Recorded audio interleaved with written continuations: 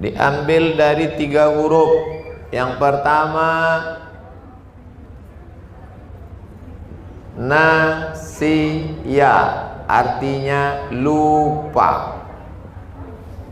Jadi manusia ini diambil dari kata lupa.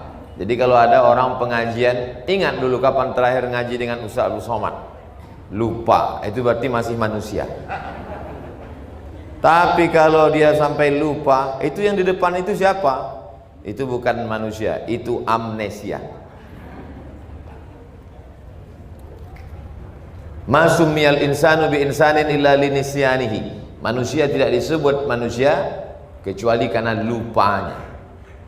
Lalu kemudian insan ini punya akar kata yang kedua, yaitu uns. Uns artinya jinak. Kenapa manusia ini disebut dengan jinak? Lawan dari yang liar, yaitu hewan. Jadi kalau ada teman kita agak-agak liar, berarti sudah keluar dari kemanusiaannya. Nah, begitu bahasa diplomatiknya.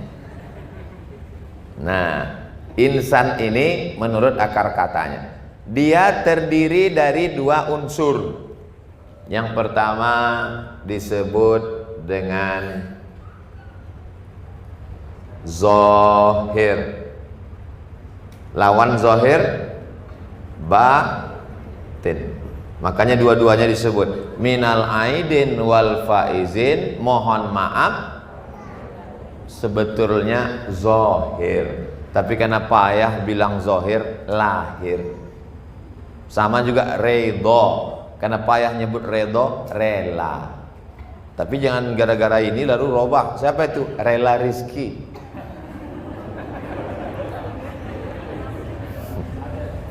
Karena ada orangnya maka saya sebut zahir batin. Kalau nauzubillah kecelakaan, orang barat selalu nyebut ada simbol-simbol minta tolong, namanya SOS. SOS itu save our soul. Soul itu masuknya ke zahir atau batin? Batin. Soul itu nggak kelihatan. Yang ngaku bisa ngelihat soul itu dukun. Soul. Lawan dari soul adalah badan, body.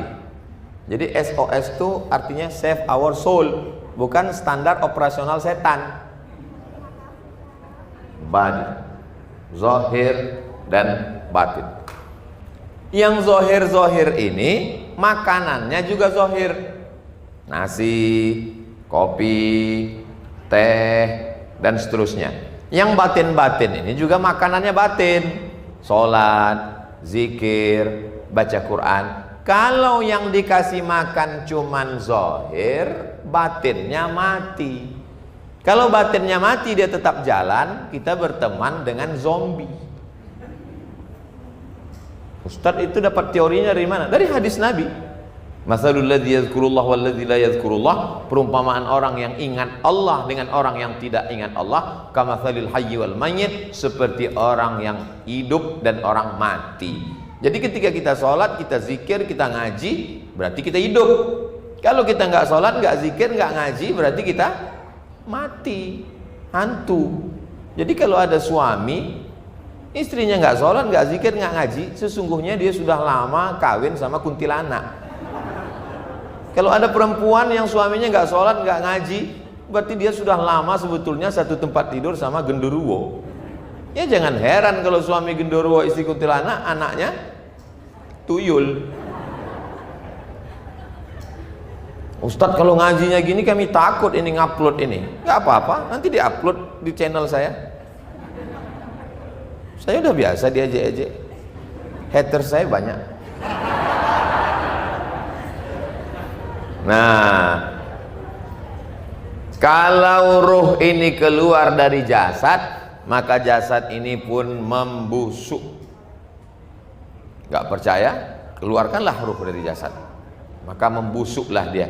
Hari ini jantung masih berdegup, masih berdetak di sebelah kiri, 2 jari di bawah, besarnya sebesar genggaman. Jadi jantung Abdul Somad itu sebesar genggaman Abdul Somad. Kalau ada saudaraku yang tangannya besar, berarti sebesar itulah jantungnya. Anak kecil, ya sebesar itulah jantungnya. Berdegup, berdetak. Kalau masih berdegup, masih hidup. Coba rasa, yang dirasa dada sendiri, jangan dada kawan. Kalau tidak berdegup, kasih tahu ketua, kain kapan sudah siap. Mau kaya, mau miskin, semuanya akan mati. Langsung ingat Ustadz Dery Sulaiman. Lalu kemudian sampai masanya kita akan menghadap Allah Subhanahu wa ta'ala. Manusia ini diberi masa. Itulah kita baca tadi di pangkal ayat. Wal as itu artinya masa. Masa itu berapa? Allah sumpah 6 kali demi masa. Yang pertama kali dia bersumpah ketika masuk waktu fajar. Terbit waktu fajar. Wal fajr. Setelah itu masuk waktu subuh. Was-subhi idza tanaffas. Habis itu masuk waktu duha. Wad-duha wal-laili idza saja. Habis itu masuk waktu siang. Wan-nahari idza tajalla. Habis itu masuk waktu petang. Wal asri. Habis itu masuk waktu malam. Wal-laili.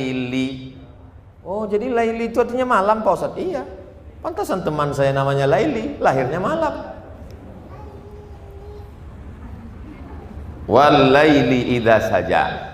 Allah bersumpah demi banyak waktu dan Allah sedang beri kita waktu. Berapa lama waktu yang diberikan Allah Subhanahu wa ta'ala? Kata Nabi, umur umatku bainas sittin was sab'in, antara 60 sampai ke 70. Nabi SAW 63. Jadi yang kebetulan ada di ruangan ini 62, 11 bulan 28 hari. Cepat-cepatlah foto dengan teman-teman supaya nanti mereka ada bahan untuk update status. Tinggal lingkari merah, innalillah, baru dibawa amin amin amin amin. Tapi jangan lupa, jangan ketawa dulu, karena malaikat maut kalau datang dia nggak ngelihat akte kelahiran. Dan banyak sekali orang, tolong jangan cerita mati lah Pak Ustadz, saya belum siap. Memangnya malaikat maut kalau datang nanya, kamu udah siap? Terus kita bilang, belum. Kalau itu saya pulang dulu ya. Itu bukan malaikat maut, itu bencong. Mohon maaf, saya ini orangnya kalau ceramah tuh keceplosan. Kenapa Ustadz dari tadi melihatnya ke sini? Di sini ada mertua sama istri dan ipar saya. Kalau saya ngeliat sini saya grogi. Jelas? Insya Allah ceramah saya selama ini jelas. Jadi kalau ada yang bilang, apa itu Ustaz Somad itu ceramahnya nggak jelas? Dua kemungkinan. Yang pertama, paketnya habis. Yang kedua, otaknya nggak dibawa. Waktu Tuhan bagi-bagi otak, dia nggak hadir. Nah, lalu kemudian bagaimana kita menjalani yang 63 tahun ini? Oke, dari mulai 1 ke 10 ini enggak dihitung. Kenapa? Karena belum ada akal. Makanya dalam Islam, siapa yang wajib sholat? Baligh berakal. Baligh berakal. Yang enggak berakal enggak disuruh sholat. Siapa yang disuruh puasa? Baligh berakal. Dari 10 ke 60 ini, apakah semuanya orang wajib sholat puasa dicatat amalnya? Enggak juga. Ada 2 lagi yang enggak. Yang pertama, orang tidur. Orang tidur itu enggak dicatat. Jadi siapa yang mau buat dosa pas tidur itulah. Yang ketiga adalah anil majnun. Majnun artinya gila. Itu makanya orang gila itu senyum terus, karena dia nggak ada beban. Kalau ada teman kawan kita ngatakan, ini Islam ini banyak sekali bebannya, ada sholat, ada zakat, ada puasa, ada haji. Sabar, nanti kami lepaskan dari beban-beban ini semua. Kita dikatakan belum balik, sudah akil balik. Dikatakan tidur, sudah bangun. Jadi tinggal satu lagi alternatif terakhir. Nauzubillah. Mudah-mudahan kita sehat walafiat sampai mati. Jadi kita disuruh istiqomah ini berapa tahun Pak Ustadz? Kita disuruh istiqomah hanya 53 tahun. Kalau sampai. Saya dulu selalu berpikir bahwa saya mati tahun 2040.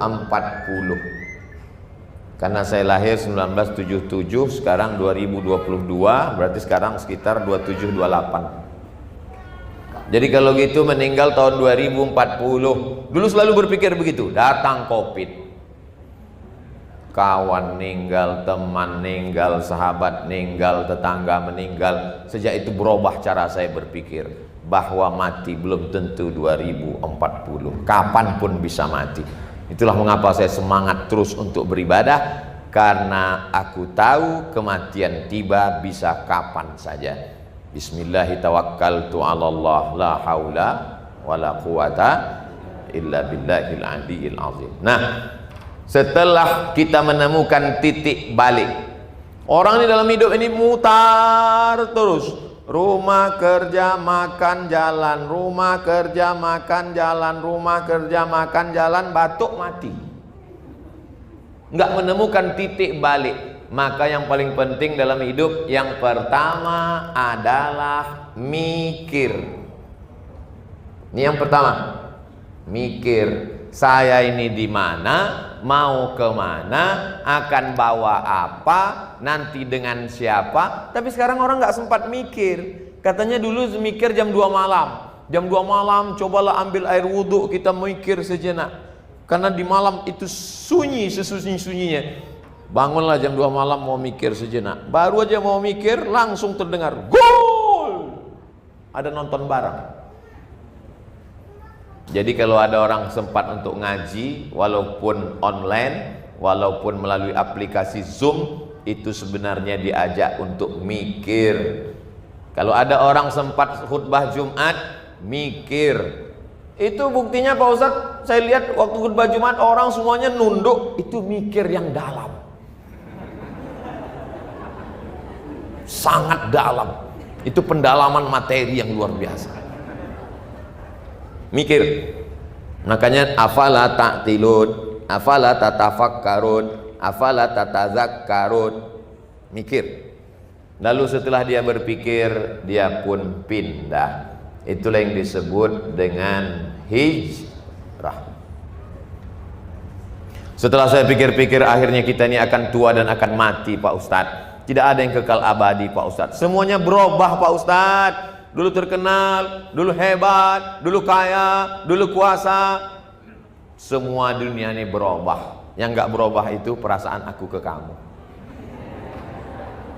Perasaan bahwa kita saling ingin menyelamatkan dalam la ilaha illallah Muhammadur Rasulullah. Walaupun nampaknya saya tausiahnya di depan sahabat musyawarah, tapi jangan sangka yang saya ajak untuk mikir dan untuk hijrah ini bukan cuma terbatas di sini saja. Ini ditonton oleh semua manusia dari Maroko sampai Merauke. Dan kok Ustadz pasti ngomong gitu? Iya, ini kan direkam dan nanti akan diupload di channel Ustadz Abdul Somad Official. Jangan lupa subscribe, like, share, and comment. Saudaraku dimanapun berada, saya ini Pak Ustadz dulu orangnya mabuk, sakau, jahat, zina, macam-macam perbuatan saya. Terus Bapak gimana awalnya bisa taubat hijrah? Akhirnya saya mikir Pak Ustadz. Bapak mikir kapan? Ya setelah pensiun ini Pak Ustadz. Ya, itu mikir, cuman agak telat dikit. Cuman yang saya sampai sekarang bingung itu ngelihat musyawarah ini. Ganteng, muda, terkenal, masuk TV, tawaran job banyak, kok bisa-bisanya mereka tobat? Itu apa yang terjadi dengan kepala mereka? Saya mikir, andai saya bukan ustadz, saya artis, pasti nunggu, nantilah agak-agak tua-tua dikit kan, malaikat maut kan bisa disogok. Bagi orang yang berpikir kotor, Tapi kemudian mereka rupanya dia berpikir bahwa aku tidak kekal, aku akan mati. Akhirnya mereka hijrah. Hijrah itu apa sebenarnya Pak Ustadz? Bahasa lainnya adalah taubat, bukan tauco. Taubat. Taubat artinya kembali ke jalan. Jalannya itu lurus. Jalannya lurus. Jalan yang lurus itu namanya ihdinas siratal mustaqim. Tapi ketika melewatinya kadang kita zigzag, kadang ke kiri, kadang ke kanan. Kembali ke jalan yang benar itu namanya taubat. Mana tahu nanti anaknya nanya, mama, papa, apa beda taubat dengan hijrah? Kalau taubat itu taubat, kalau hijrah itu hijrah. Iya, artinya apa? Kata Ustadz jangan banyak nanya, nanti banyak nanya masuk neraka. Taubat itu setelah dia jauh dari jalan Allah kembali ke jalan yang benar namanya taubat. Kalau hijrah meninggalkan semua yang dilarang Allah. Jadi nggak usah kelahi masalah taubat dan hijrah, substansinya sama, podo, sami mawon, same, sawaun. Nah, ini semua disebut dengan hijrah. Apakah setelah taubat hijrah masalah selesai? Belum. Betapa banyak orang setelah taubat hijrah tapi tidak istiqomah. Istiqomah ini berat Pak Ustadz. Iya berat. Yang ringan itu istirahat. Istiqomah. Caranya supaya kita istiqomah, sebelum istiqomah itu ada namanya berjamaah. Berjamaah itu apa? Berkomunitas. Apa nama komunitasnya? Ada komunitasnya namanya musawarah. Ada komunitasnya namanya pemuda hijrah. Ada komunitas namanya biker subuhan. Dia ke masjidnya subuh aja. Ada namanya hijabers. Ada namanya DLL. Bergabunglah dengan komunitas. Jangan hijrah sendirian. Kenapa? Karena setan belum pensiun. La'atiyannahum min baini aidihim, aku akan datang dari depan, wa min khalfihim, dari belakang, datang dari kanan, datang dari kiri. Itu kerja setan. Dan dia senantiasa menggoda. Setan ini sampai kapan Pak Ustadz? Setan ini menggoda madamat arwahuhum fi ajsadihim, selama ruh berada dalam jasad. Setelah mikir, hijrah. Setelah hijrah, gabungkan diri dengan komunitas. Yang sudah bergabung dengan musyawarah, alhamdulillah. Yang belum bergabung, insya Allah. Yang sudah saya kasih nggak mau juga, innalillah. Sudah saya sampaikan bolak-balik, bergabunglah dengan komunitas masing-masing. Nanti di komunitas kita diingatkan selama 24 jam. Gak bisa sendirian. Jam 4 subuh mesti ada yang ingatkan kita, bangun. Gak bisa bangun sendirian, mesti dibangunkan. Kalau kebetulan istrinya membangunkan suami, alhamdulillah. Kalau kebetulan suaminya membangunkan istri, alhamdulillah. Jalan-jalan ke mall, tiba-tiba suami beli pistol air. Anak kita kan belum lahir. Ini untuk nembak supaya bangun subuh. Apa maknanya? Bangun subuh tidak bisa bangun sendirian, mesti dibangunkan orang. Ustaz Somad bangun subuh, saya bangun karena sudah terbiasa. Allah bisa karena biasa. Tapi kalau nggak terbiasa, makanya ada di komunitas itu yang tugasnya tahajud call. Assalamualaikum, waalaikumsalam. Gimana guys, sudah bangun? Alhamdulillah. Telepon satu lagi. Gimana bangun? Alhamdulillah. Setelah semua dia telepon, dia pun tidur. Pas ditanya, ente habis nelpon kami itu sholat tahajud? Kata Ustadz Somad, siapa yang menunjukkan kepada kebaikan, dia sudah dapat pahalanya. Ayatnya nggak tepat. Yang tepat untuk orang ini adalah kabura maqtan indallah, murka Allah paling besar pada orang yang nyuruh tapi nggak melakukan. Jadi banyak orang sekarang ini salah pilih ayat. Ayatnya benar, dia salah dosis, makanya keracunan.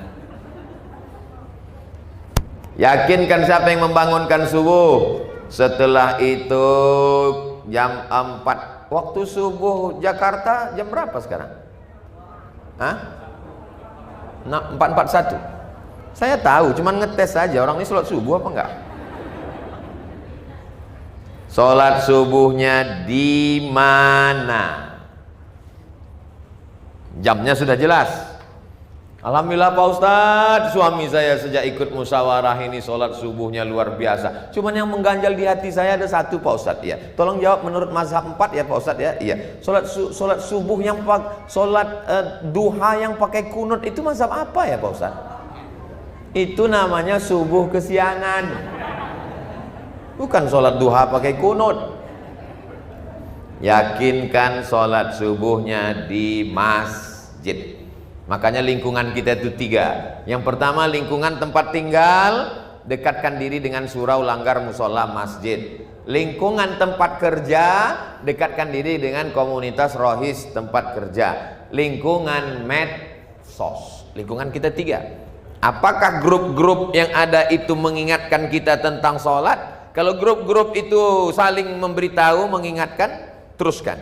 Tapi kalau grup itu hanya melalaikan, ingat, kita mati mereka nggak ikut. Setelah itu habis sholat subuh, adakah yang mengingatkan kita baca Quran agak 1 halaman? Siapa? Setelah itu kita pun bekerja sampai waktu zuhur. Waktu zuhur siapa yang ngajak kita sholat zuhur? Sholat zuhurnya di mana? Setelah itu masuk waktu asar. Pada waktu asarnya, sholat asarnya di mana? Habis itu waktu maghrib, sholat maghribnya di mana? Kalau zaman dulu orang ketemunya sampai 5 kali. Subuh ketemu, zuhur ketemu, asar ketemu, maghrib ketemu. Kita kadang ketemu seminggu sekali, lama-lama setahun sekali. Itu pun Idul Adha masbuk terlambat karena mau ngambil kupon aja. Musibah besar. Sampai pada waktu malam. Sampai pada waktu malam akhirnya jangan terlalu lama tidur, karena nanti susah untuk bangun malam. Tapi kan tidak semua orang bisa tidur cepat Pak Ustadz. Pekerjaan kami ini malam. Boleh geser. Tahajud tidak mesti bersyarat harus tidur. Namanya qiyamul lail. Habis qiyamul lail, tunggu sebentar, sholat subuh baru tidur. Saya pulang dari Pandeglang jam 12. Habis itu datang kawan mau ketemu, ngobrol ngalor ngidul, jam 2 tidur. Jam 2 tidur, acara nanti subuh. Berarti tidurnya cuma jam 3, jam 4. Kalau sudah jam 3 jangan tidur lagi. Kalau ada orang yang jam 3 tetap juga dia tidur, itu berarti memang sengaja mau meninggalkan sholat subuh. Sudah jam 4 tidur juga dia. Mana bisa kita sholat subuh? Saya sudah pasang jam waker Pak Ustadz, jamnya bunyi, telinga ente hilang. Itu sama-sama dengan meninggalkan sholat secara sengaja. Kalau punya teman yang mengingatkan, kalau punya sahabat yang saling mengingatkan, watawasau bil haq watawasau bis sabr, bersyukurlah. Tapi kalau dia hanya melalaikan, ingat, kita mati dia tidak akan pernah ikut dengan kita. Ini 24 jam nih pertanyaan besar. Siapa? Ngajinya. Ngaji kita paling tidak ada 3 tema besar. Ngaji. Apa saja yang dikaji? 1, akidah. 2, fikih. 3, akhlak. Akidah ini tentang apa Pak Ustadz? Tentang Allah, tentang Nabi, tentang mati, tentang kiamat, tentang akhirat, tentang alam kubur, tentang sorga, tentang neraka. Fikih ini Pak Ustadz suci mensucikan, mandi, tayamum, sholat, puasa, zakat, haji, halal, haram, makruh, mubah, rukun, syarat, wajib, sunat, sunan muakkad. Akhlak, sopan santun, budi pekerti, ridha, tawakal, zikir, qanaah, merasa cukup, tidak tamak, menghilangkan hasad, dengki, busuk hati. Ini sedikit-dikitnya.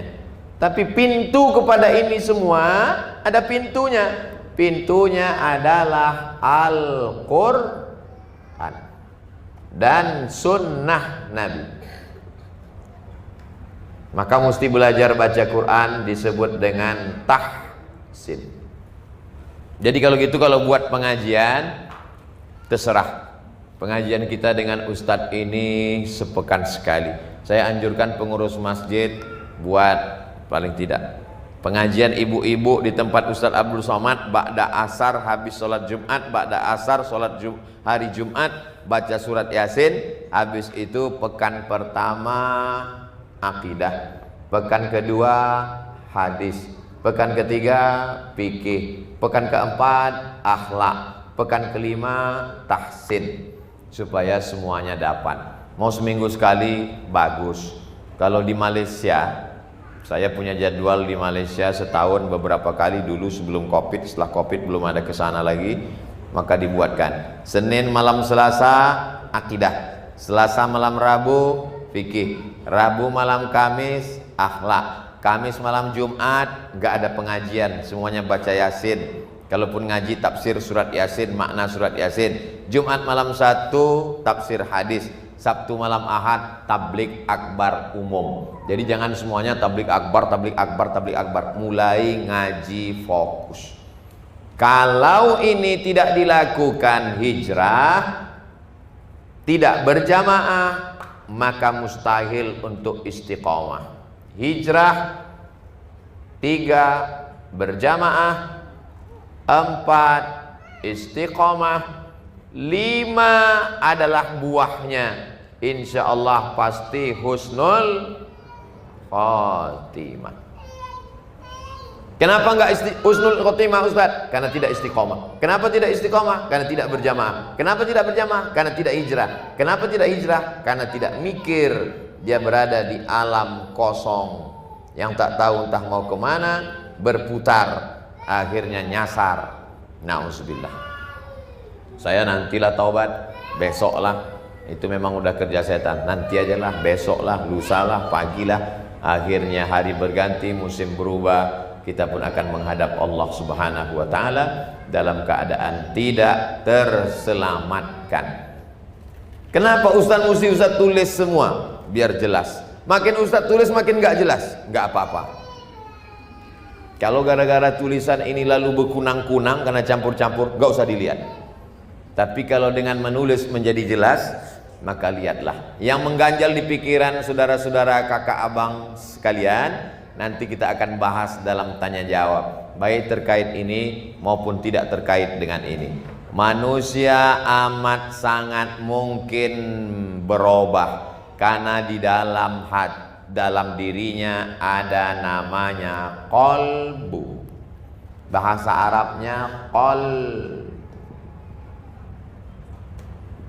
qalbu, jangan kalbu. Karena kalbu pakai kaf artinya, ini kalau saya sebut nanti langsung bunyi sensor. Antit. Kalbu, dog. Qalbu. Arti qalbu artinya, kalau saya dosen, saya mau suruh mahasiswa coba balik kertas itu, coba balik. Bahasa Arabnya qalib. Qalib artinya balik. Jadi qalbu artinya berbolak balik. Tergantung ketemu dengan siapa. Ketemu dengan orang baik jadi malaikat, ketemu setan jadi iblis. Kita amat sangat. Makanya sifat jiwa, nafs jiwa manusia itu 3. Yang pertama, yang sebelah kanan disebut dengan al-mutmainnah. apapun yang terjadi baik aja, nggak pernah berubah, mutmainnah. Yang kedua yang sebelah kiri namanya ammaratum bisu, tergantung. Kalau WA datang ngaji ikut, WA datang mabuk oke. Pas ditanya ente ngaji ikut, demi pergaulan. Ini silaturahim. Yang pertengahan namanya lawamah. Lawamah ammaratum bisu, jahat nggak ada baiknya. Mutmainnah baik nggak ada jahatnya. Lawamah ini campur antara baik dan jahat. Ustaz Somad sudah sampai mutmainnah belum? Mungkin lawamah yang hampir-hampir dikit, kadang-kadang balik juga ke lawamah. Makanya yang diundang Allah Subhanahu wa taala, ya ayyatuhan nafsul mutmainnah irji'i ila rabbiki radiyatan mardiyah. Kembalilah engkau menghadap Allah dalam keadaan diridhai Allah, dan engkau pun ridha menghadap Allah. Fadkhuli fi ibadi, masuklah ke dalam golongan hamba-hambaku. Wadkhuli jannati, masuklah engkau ke dalam surgaku. Mudah-mudahan kita termasuk yang mutmainnah insyaallah. Itu sekilas tentang perjalanan hidup manusia. Tadi saya mulai jam 2 kurang 15. Sekarang sudah jam 2 lewat 20. Sudah 35 menit pengantar dialog kita pada petang ini. Secara umum perjalanan hidup manusia ketika sedang berada di alam yang penuh dengan ketidakpastian ini, maka sesuatu yang menguatkan kita tidak lain tidak bukan adalah ibadah. Ibadah inilah yang menguatkan kita. Berjamaah inilah yang menguatkan kita. Karena kalau tidak, kita amat sangat bisa. Suatu ketika Nabi Isa sedang berjalan. Ketika Nabi Isa sedang berjalan, dia ketemu dengan pendeta-pendeta Yahudi. Nah, Palestina itu di tepi laut. Lalu Nabi Isa bertanya, "Hai pendeta Yahudi, ya, ini ikan ini kenapa dia asin?" Kata pendeta Yahudi, "Ikan ini asin karena dikasih garam." Kata Nabi Isa, "Bukan. Ikan ini asin bukan karena dikasih garam, tapi karena dia sudah mati. Kalau ikan ini hidup, walaupun dia tinggal di air garam, dia tidak akan asin. Kenapa? Karena dia hidup. Kalau ruh kita hidup, kolbu kita hidup dengan kegiatan-kegiatan ini, hidup dengan berjamaah dan istiqomah, maka dia tidak akan asin. Tapi kalau dia sudah mati, dia akan menjadi ikan asin. Amat sangat bisa berubah, berbolak-balik. Hijrah ini sesuatu yang manis. Tapi kalau tidak dikemas dengan kajian-kajian yang berkualitas, alhamdulillah guru kita Masya Allah. Saya tanya ke Mas Dude, saya tanya ke sahabat-sahabat musyawarah, siapa yang ngajar kita? Ustadz Ahmad Ridwan. Siapa yang atib? Ustadz Adi Hidayat. Siapa yang ini? Ustadz Fulan. Ustadz Somad gimana? Setahun 3 kali. Kalau memang jadwal saya ke Jakarta cuma 3 kali dalam setahun, 4 bulan sekali dipadatkan. Datang hari Kamis, pulang hari Ahad, pagi sekali, siang sekali, malam sekali, 3 kali sehari, persis seperti makan obat. Nah ini jadi kebetulan kunjungan bulan Agustus ini kita ketemu. Saya datang nanti kunjungan bulan September, Oktober, November, Desember baru saya datang lagi. Nah ini semua tidak bisa kita ketemu hanya 4 bulan sekali. Maka saya tanya, siapa yang ngajar? Oh ada Ustadz, ketemuannya di mana?